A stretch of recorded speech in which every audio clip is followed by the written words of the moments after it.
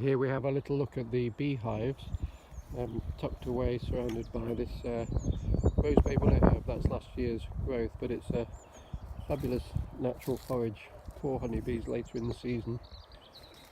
At the moment now in April, it's only about 11 degrees, but the bees still at 5 o'clock in the evening are, as you can see, still out foraging a number, and you can see bees returning to the hives. Some of them will be loaded with nectar. There's one there with pollen, some yellow pollen going into the box there. These bees are quite passive, as you can see. I can get quite close. I've got no protective gear on. That can change as different genetics come in, so we'll have to hope that they keep like that.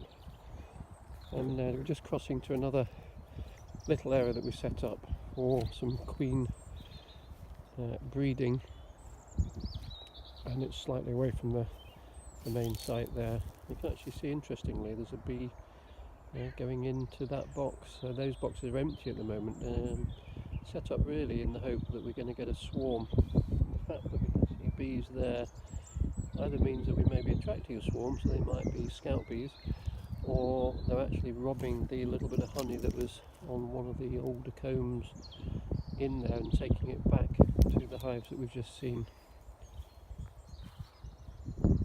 One of the things I did when we first moved in was resurrect this first pond, which isn't very deep, but fantastic wildlife pond that's established over the last 3 years, and that allows all sorts of insects, other pond life, frogs, toads to develop that will feed on slugs in the garden.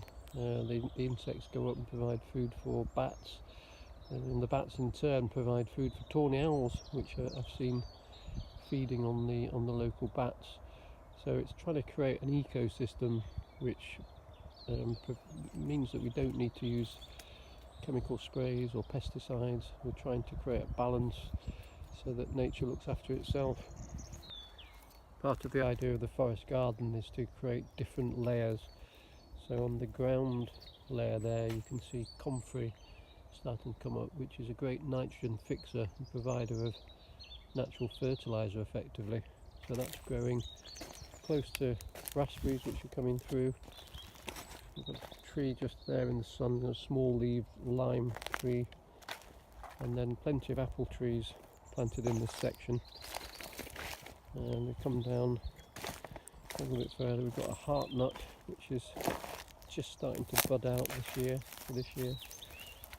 And then we've got a blue bean pod tree. Got some lovely butterflies actually just out here. We've got apple rose, which is just starting to leaf up here. And down in this section we've planted some hops, and the idea is that they'll climb this oak tree as a natural sort of support. So you can see down there just a leaf from the start of the hops.